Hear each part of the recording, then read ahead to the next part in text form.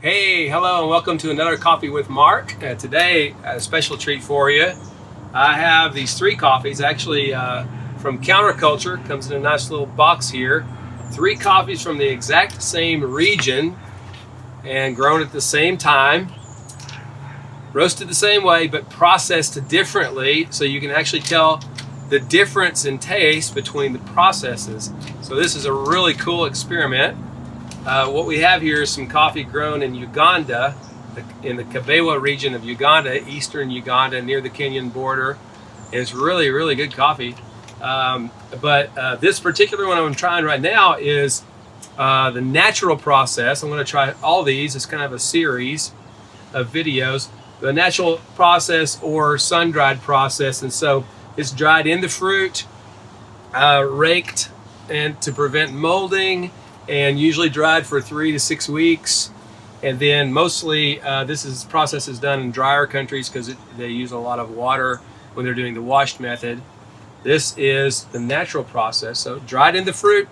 And so what happens is normally when you dry in the fruit, a lot more of the actual fruit taste gets in there. So it keeps the flavor of the fruit in the beans, and it's more what's usually referred to as fruit forward, brighter, full-bodied coffees. And so I'm going to try this here, and then we'll try the other ones in other next few videos and see if we can get the difference. And this is sun-dried. It's such a strong fruit smell. It smells great. And take a taste of it.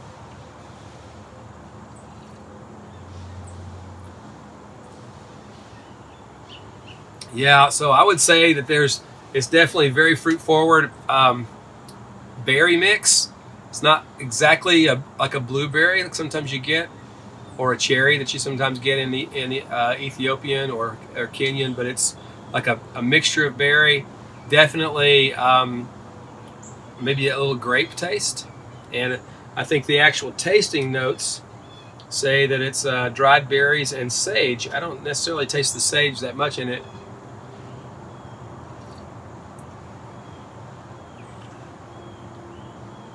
I don't know, maybe just a little bit in there, but definitely that fruity taste, a very present fruit taste, but not overbearing. Really good coffee though, very nice. So I thought I would take this opportunity, since we have three coffees from one bean processed a different way. I thought I'd take this opportunity to do a little series on the Trinity. Three persons in the Godhead, one God eternally existed in three persons, Father, Son, and Holy Spirit. So, of course, no metaphor is perfect when you're talking about the Trinity. There's a lot of different metaphors that have been used, but they all kind of fall short. But I want to talk a little bit about the Father. And Jesus, his favorite term for God was Father. In the book of John alone, he uses the word Father over 90 times in just that one gospel.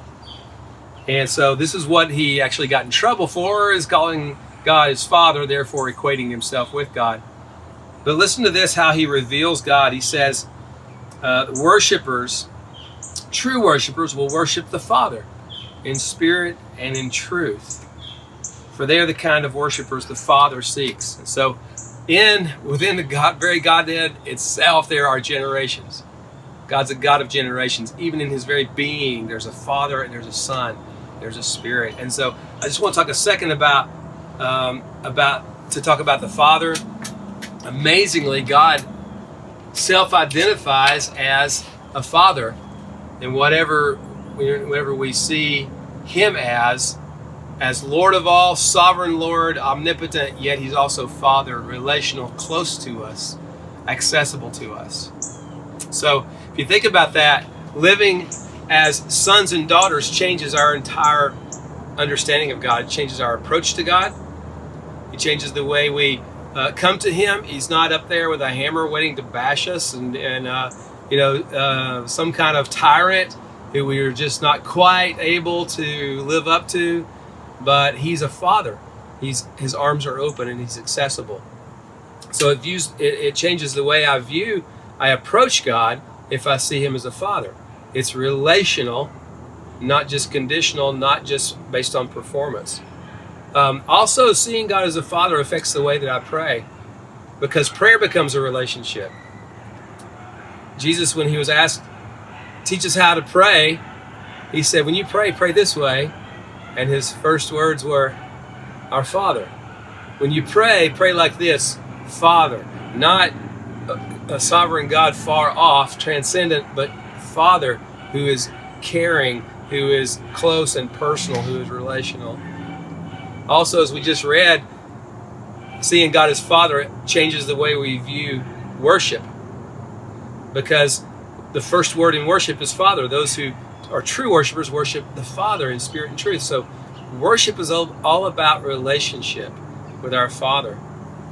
And then seeing God as a Father also affects my attitude towards sin, because the greatest way to fight against sin is not trying to grunt and make ourselves not do it, but to see sin as a breaking of the fellowship and relationship with our Father. And so when we see it that way, it changes the way we approach sin, the way we view sin, the way we hate sin and love what's right. Understanding God as a Father changes the way we minister to people too, because if you look at Jesus, he said, I'm only doing what I see the Father do. I'm only speaking what I hear the Father speak. So our relationship to others, our ministry to others is based on looking at the Father, based on our relationship with our Father. So we see what the Father does, we see the heart of the Father, and we minister out of that. It even changes the way we view chastening, or when we are being disciplined, because we're not being disciplined because we're hated, we're not being disciplined because we're never quite enough. We're being disciplined because we have a loving Father in heaven who doesn't want to see us go down the wrong path, but corrects us, puts us on the right path. So let's understand that God himself reveals himself as a Father. Let's approach him in that relationship, and let's have another sip of this coffee.